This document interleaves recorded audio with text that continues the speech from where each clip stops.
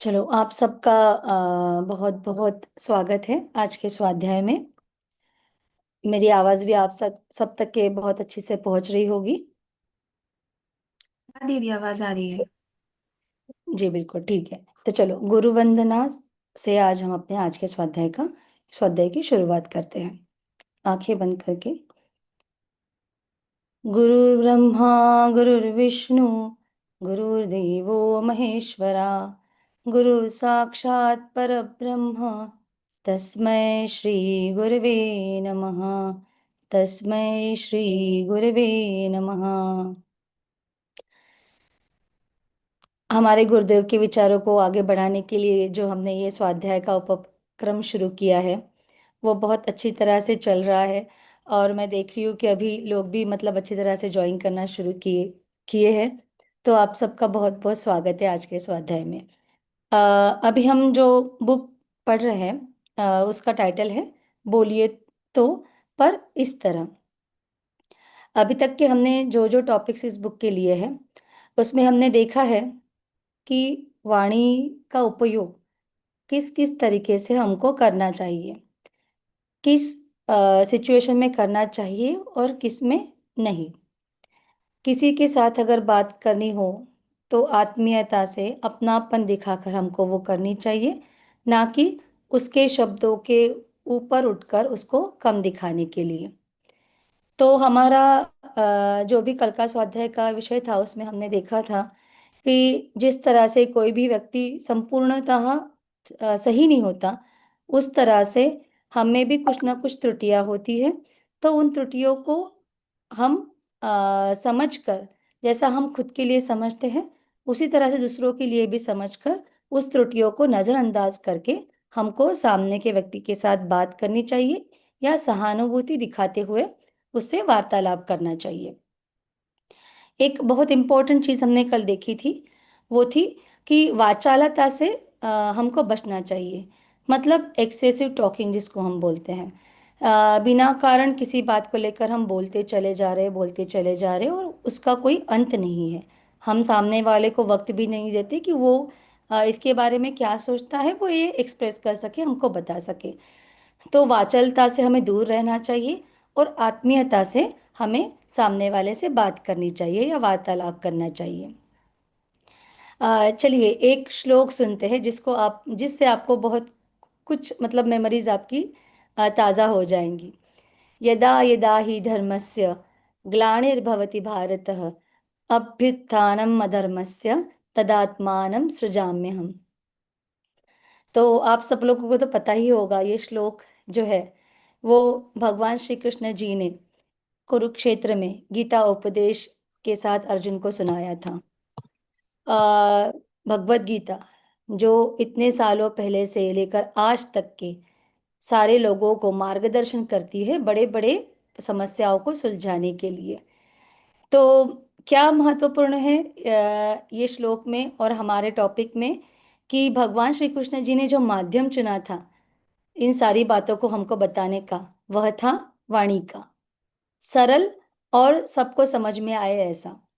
ठीक है, तो इसी वाणी को हम आगे देखते हैं कि किस किस तरह से हमने वो यूज करनी चाहिए, उसका उपयोग करना चाहिए और किस तरह से नहीं।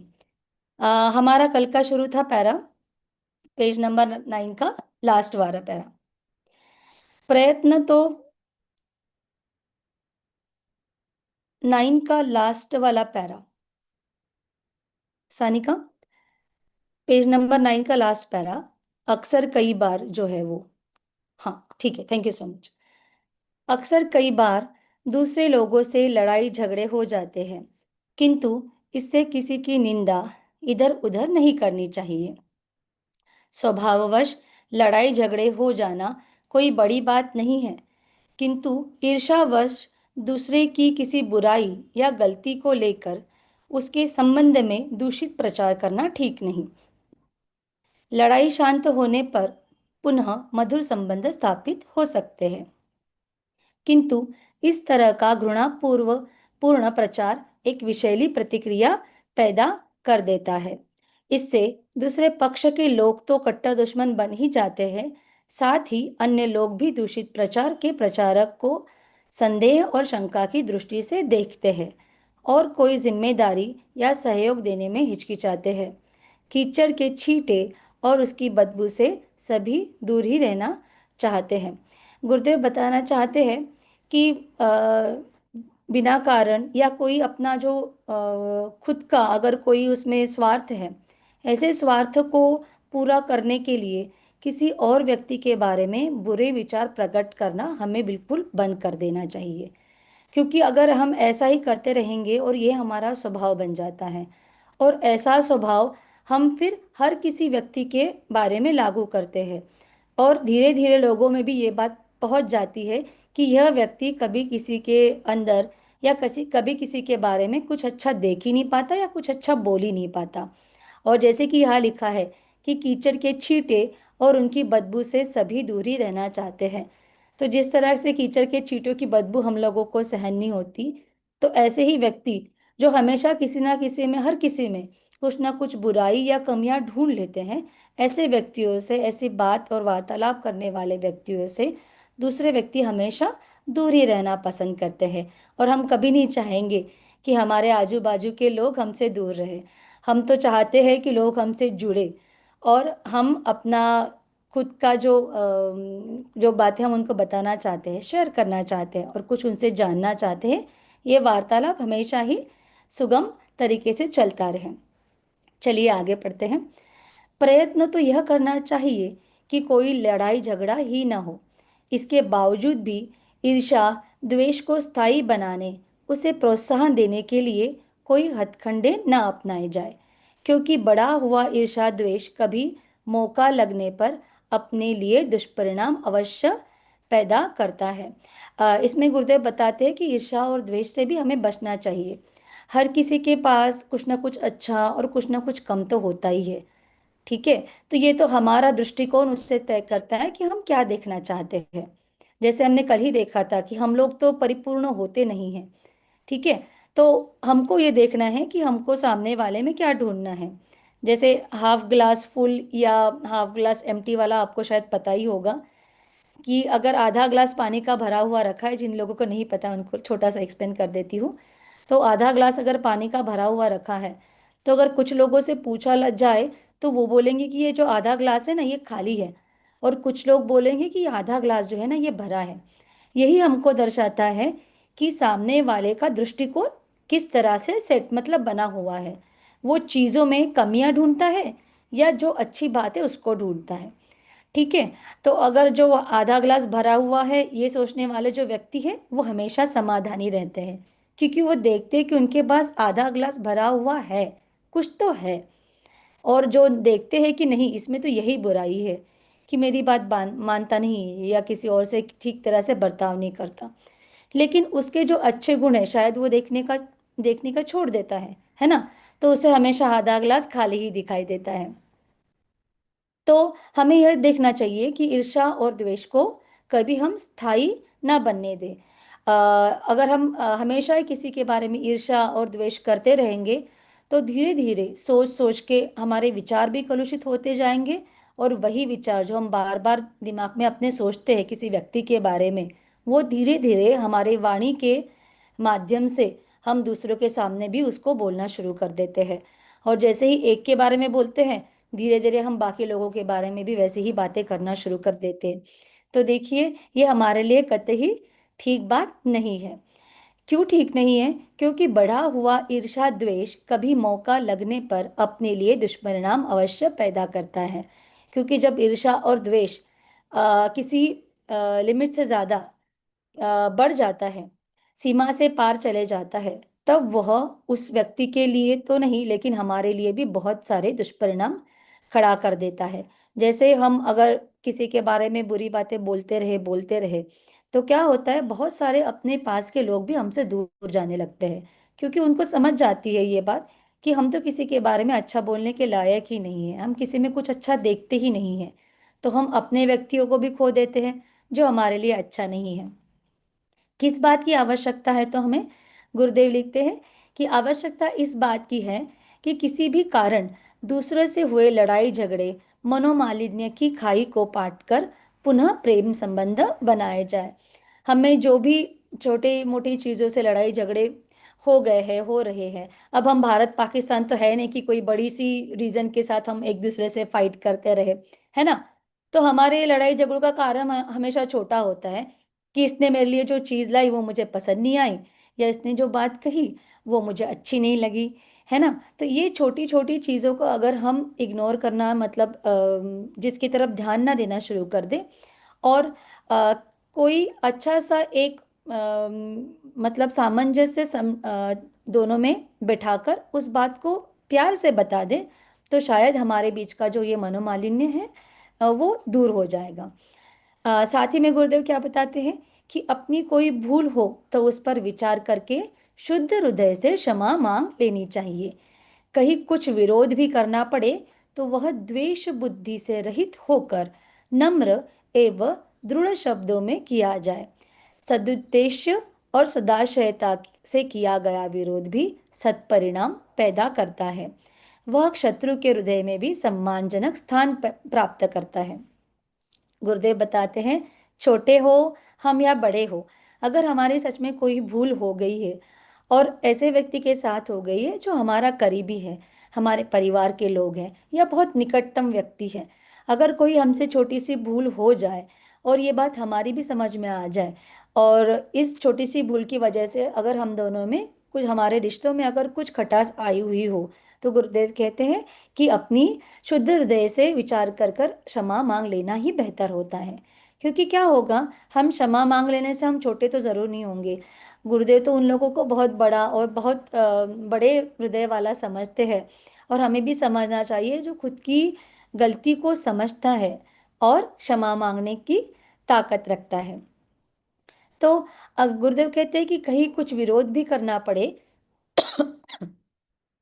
अगर हमें किसी बात का, सपोज कोई हमारे फैमिली में डिस्कशन हो रहा है या किसी बात को लेकर हम हमारे बीच में चर्चा हो रही है, जब हम बड़े बड़े कार्यक्रम करते हैं तो बहुत सारी चर्चाएं करनी भी पड़ती है।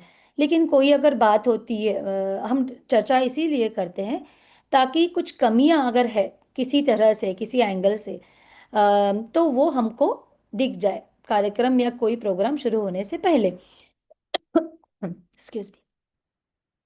तो चर्चा सत्र ही इसीलिए होता है।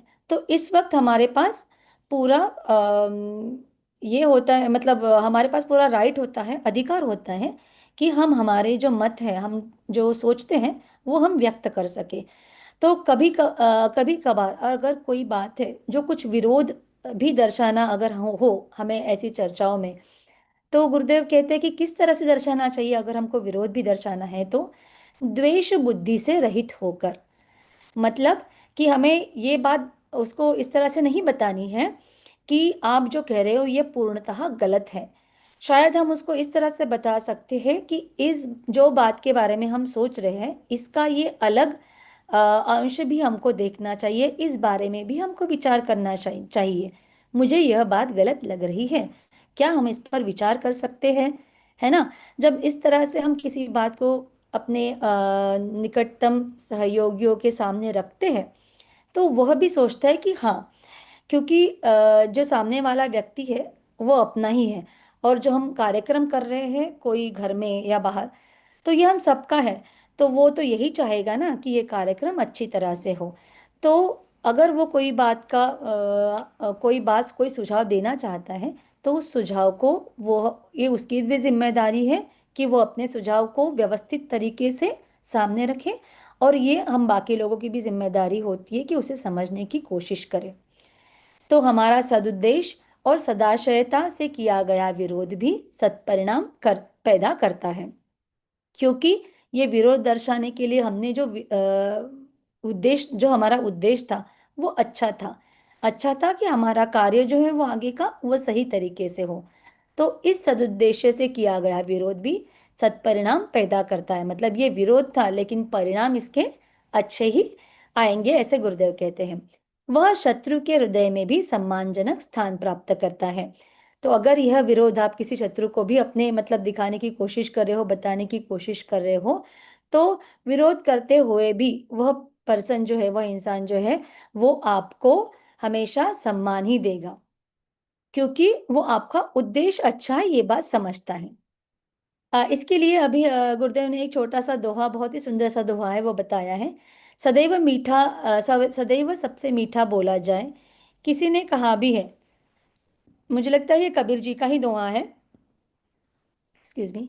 कागा काको धन हरे, कोयल काको देय, मीठी वाणी बोलकर जग बस में कर ले।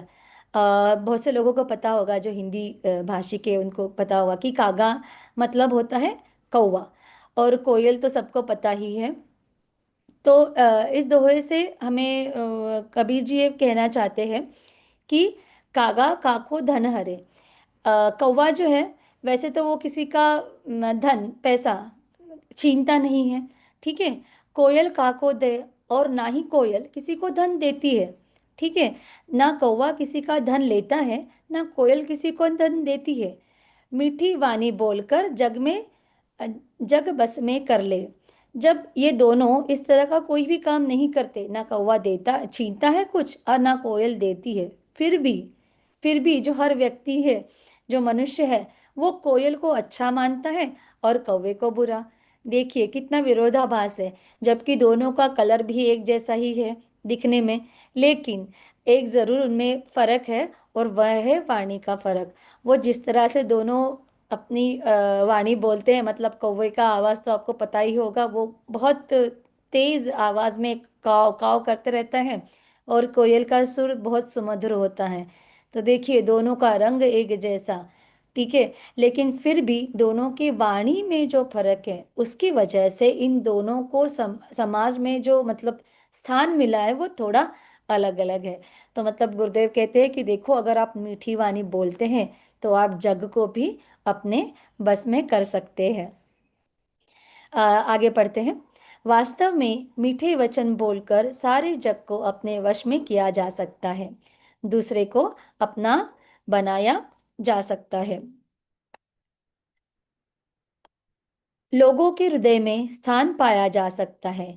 नम्र और मीठे शब्दों से दुश्मन भी अपने बन जाते हैं। इसके विपरीत कटु, तीक्ष्ण, जली कटी बातें, व्यंग बाणों से मित्र भी शत्रु बन जाते हैं। बहुत सरलता से गुरुदेव ने बताया है कि किस तरह से नम्र और मीठे शब्द लोगों को अपने पास बुलाने में सहायक होते हैं, और कटु, तीक्ष्ण, जली कटी बातें जो भी लोग करते हैं, या व्यंग की तरह भी जो लोग कभी कभी बातें करते हैं, तो क्या होता है, व्यंग से तो वैसे हम लोग हंस लेते हैं किसी का मजाक उड़ाने पर। बस ये बात होती है कि सामने वाले व्यक्ति को बुरा ना लगे, है ना।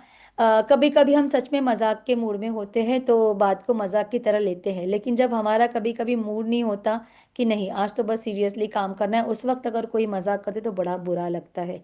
तो ये हमको बहुत ही ध्यान से रखना, मतलब बोलना चाहिए कि किस तरह से हमको सामने वाले का क्या मनस्थिति है, उस हिसाब से नम्र और मीठे शब्दों से ही हम अपने आजू बाजू के लोगों को अपने मित्र बना सकते हैं। आगे पढ़ते हैं। लोकप्रियता के इच्छुकों को आलोचना नहीं करनी चाहिए। यदि किसी का कोई व्यवहार आपको नहीं जचता, तो आप उसकी आलोचना न करें। संभव है वह गलती पर न हो, और आप ही गलती पर हो। आपकी आलोचना वृत्ति से लाभ नहीं, हानि ही होगी। संभव है कोई व्यक्ति भूलवश या स्वाभाविक असमर्थता अथवा किसी अन्य कारण से कुछ गलती पर हो, जिसे समझने पर वह उसे दूर भी कर लेगा, किंतु की गई आलोचना से कोई लाभ न होगा, उल्टा दोनों में मनोमालिन्य पैदा हो जाएगा।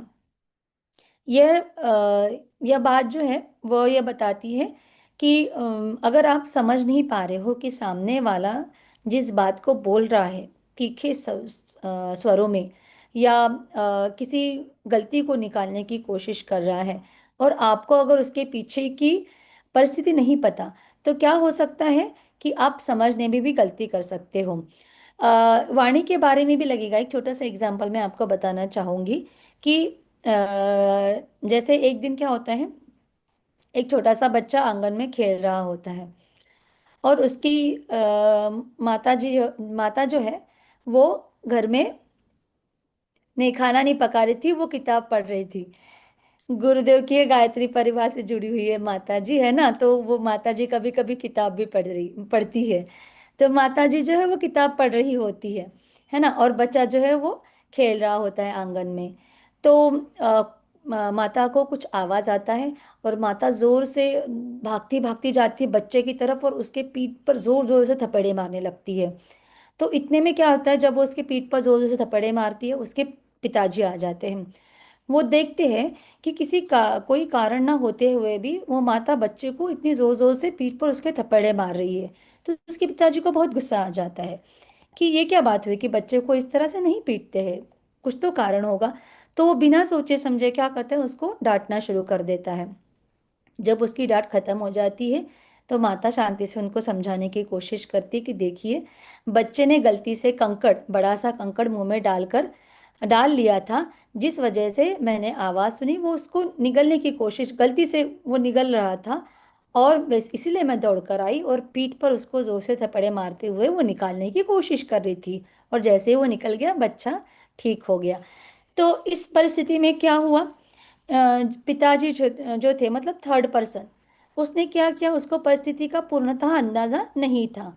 वो बस आया था और उसने यही देखा कि वो उसे मार रही है। तो क्या होता है, कभी कभी हम जब बातचीत करते हैं, तो हमको पूर्णतः परिस्थिति का अंदाजा नहीं होता कि बातचीत किस लिए चल रही है, किसके ऊपर चल रही है, क्या उद्देश्य है। तो तो हमें बोलना चाहिए नहीं। तो ऐसे इसमें कभी कभी थर्ड पर्सन आकर अपना व्यू रखना, अपने जो विचार है प्रकट करना शुरू कर देता है, और वो गलत हो सकते हैं अगर उसे परिस्थिति का पूर्णतः अंदाजा नहीं हो तो इसलिए हम आलोचना अगर किसी बात की करना शुरू कर देते हैं और हमें पता ही नहीं परिस्थिति क्या थी, तो ऐसा हमें करने से खुद को रोकना चाहिए। यह गुरुदेव बताने की कोशिश करें, क्योंकि ऐसा अगर हम नहीं करेंगे, परिस्थिति को बिना जाने अपने अगर विचार प्रकट करेंगे, तो उल्टा दोनों व्यक्तियों में मनोमालिन्य पैदा हो सकता है, ऐसा गुरुदेव बताते हैं। तो चलो आगे पढ़ते हैं।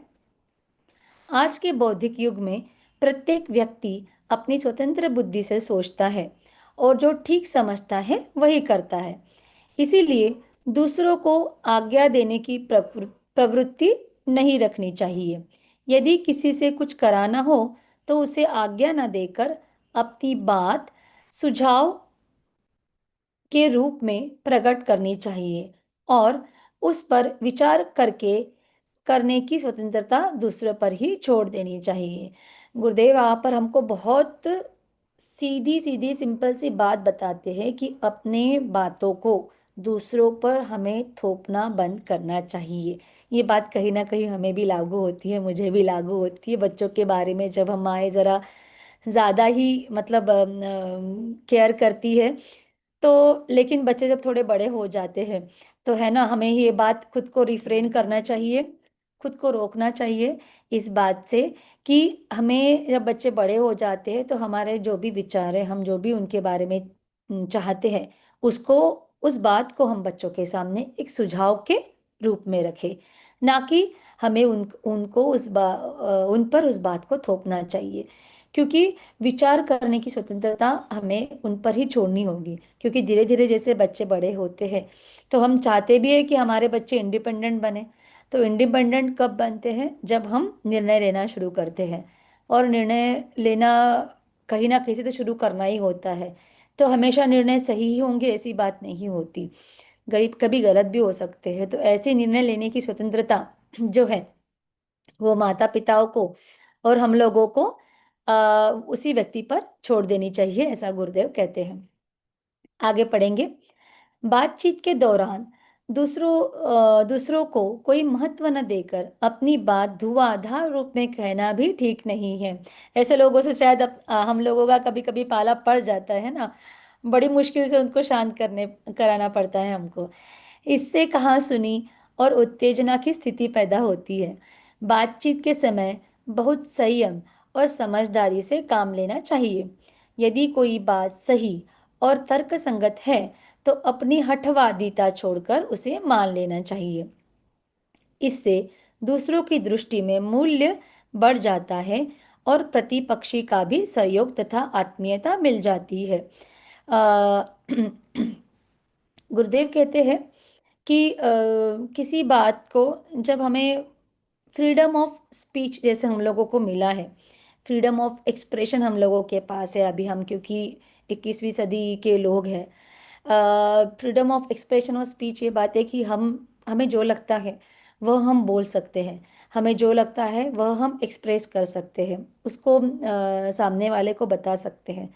लेकिन ये जितना ही हमको फ्रीडम जब मिल जाता है ना, उसके साथ जिम्मेदारियां आती है, ये लोग बहुत भूलते जा रहे हैं आजकल। आप लोग देख रहे होंगे किसी भी बड़े व्यक्ति के लिए जो उनको लगता है, मन में आते हैं ऐसे अच्छे बुरे अभद्र शब्द भी वो लोग, मतलब आजकल ऑनलाइन इंटरनेट पर लोग किसी के बारे में बोलने के लिए बिल्कुल भी सोचते नहीं है, बहुत बुरी तरह से बोलते हैं। ऐसा हम लोगों को नहीं करना चाहिए। ठीक है। क्या होता है कि ऐसी बातें, एक्सप्रेशन जो बहुत ही उत्तेजना की स्थिति पैदा कर सकते हैं, और उससे क्या हो सकता है, किसी की मानसिकता बहुत उग्र हो सकती है, किसी के जो भावनाएं हैं वो भी आहत हो सकती है। तो गुरुदेव कैसे कि कहते हैं कि कहा सुनी, इस तरह की कहा सुनी और उत्तेजना की स्थिति पैदा हम लोगों को नहीं करनी चाहिए। हमको बातचीत करते समय, वार्तालाप करते समय बहुत ही संयम और समझदारी से काम लेना पड़ेगा। और अगर कोई बात तर्क संगत है, मतलब जो सामने वाला बोल रहा है वो वह बात कहीं ना कहीं कसौटी पर खरी है, ठीक है, तो ऐसी बात को, बात में तर्क वितर्क करने से अच्छा है कि उस बात को हमें मान लेना चाहिए। इससे क्या होगा, हमारी हमारा जो है वो दूसरों की दृष्टि में मूल्य भी बढ़ जाएगा, और हमको जो सामने वाला है उसका सहयोग भी प्राप्त होगा, आत्मीयता भी प्राप्त होगी, है ना। चलो आगे पढ़ते हैं। अपने मित्र, सहयोग, संपर्क में आने वाले व्यक्तियों के स्वभाव आदतों को अध्ययन कर उनके अनुकूल बात करने का ध्यान रखना चाहिए। ऐसी कोई भी बात एकाएक नहीं करनी चाहिए जो दूसरों को बुरी लगे। अपने मित्रों, परिचितों, पड़ोसियों से लेन देन का व्यवहार ही नहीं करना चाहिए। पैसा सारे विरोध, मनोमालिन्य, द्वेष की जड़ है। पैसे के संबंध में अपना सीमित क्षेत्र रखा जाए। आवश्यकता पड़ने पर दूसरों की सहायता करना बुरा नहीं है, न पैसा लेना ही बुरा है, क्योंकि परस्पर सहयोग सहायता से ही काम चलते हैं। किंतु आर्थिक कठिनाई की व्यवस्था, स्वभाव की ढील ढाल या अन्य कारणों से यदि उधार लिया हुआ पैसा समय पर न लौटाया जा सका तो मित्रता खटाई में पड़ जाती है। ये एक दो पैरा में गुरुदेव हमको ना बताने की कोशिश कर रही है कि वार्तालाप में खटाई या विरोध या मनोमालिन्य किस तरह से, मतलब शुरू हो सकता है, किस तरह से पैदा हो सकता है। तो इसका एक उदाहरण गुरुदेव ये बताने की कोशिश कर रहे हैं कि पैसा, जैसे हमारे मित्र है, अपने साथी है, तो उन लोगों से वैसे तो हम बहुत ही बिंदास होकर बात करते हैं, हम ज़्यादा सोचते नहीं हैं कि इनसे बहुत उनका सम्मान करके बात करनी चाहिए। तो ये कुछ तक हद तक के ठीक भी होता है, क्योंकि वो अगर समवयस्क है, सारे बच्चे सारे दोस्त हैं, तो कहीं कहीं ये बात थोड़ी बहुत चल जाती है। लेकिन हमको इस बात का भी ध्यान रखना चाहिए कि हमसे अगर बड़े हैं तो उनसे हमें पूरे आदर और सम्मान के साथ बात करना चाहिए। गुरुदेव ने बताया है कि पैसा भी एक ऐसी चीज़ है जो कभी कभी एक दूसरे में, दोस्त दोस्त में, भाई भाई में, या किसी अपने निजी जो हमारे परिजन है उनमें भी क्या करता है, विरोध और मनोमालिन्य तैयार कर सकता है। किस तरह से कि पैसा तो वैसे बहुत ही महत्वपूर्ण चीज़ है हमारे लिए। तो गुरुदेव कहते हैं कि इसका जो क्षेत्र है वो हमेशा सीमित होना चाहिए। वैसे तो किसी से पैसे मांगने की ज़रूरत हमको नहीं ही पड़नी चाहिए, लेकिन अगर आवश्यकता कभी हो और दूसरों से हम पैसा ही ले लेते हैं तो उसको वापस करना भी हमारी जिम्मेदारी हो जाती है। वरना क्या होगा कि वह व्यक्ति हमेशा सोचता रहेगा कि इसने पैसे लिए हैं, वापस दिए नहीं, और कभी कभी वो सीधा ना मांगते हुए उसको बुरी बुरी तरह की बातें सुनाकर, है ना, उसको ये बात हमेशा बताकर कि तुम्हें ज़रूरत थी और मैंने मदद की, ठीक है, और जब पैसे की बात आती है तो सामने वाले को बहुत बुरा लगता है ना, कि किस तरह से कोई व्यक्ति हमको ये बात, ये चीज़ बोलकर दिखा रहा है कि हमने पैसे उससे उधार लिए थे।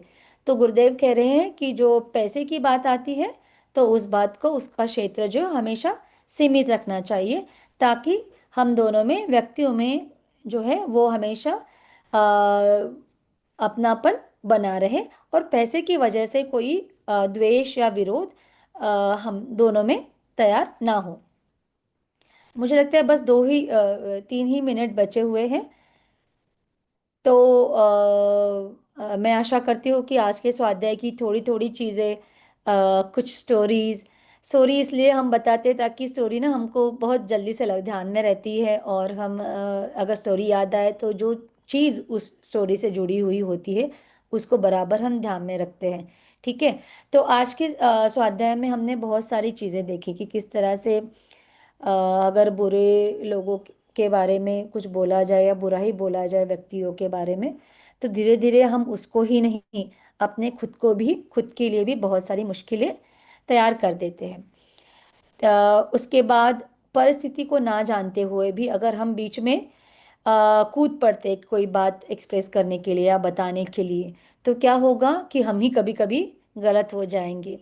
गुरुदेव कहते हैं कि अगर कोई बात तार्किक हो, ठीक है, तो उसको अपना जबरदस्ती अपना, मेरी ही बात सही है यह बात मनवाने से अच्छा है उस तर्क को, तर्क संगत चीज को मानकर हमें आगे बढ़ना चाहिए। है ना। तो ये सारी बातें हमने आज के स्वाध्याय में देखी है। आई होप आप लोगों को थोड़ा थोड़ा इस पुस्तक से जो है वो समझ में आ गया होगा। अच्छा, सानिका एंड ऑल, मुझे लगता है ये छोटा सा ही पैरा रह गया है ना।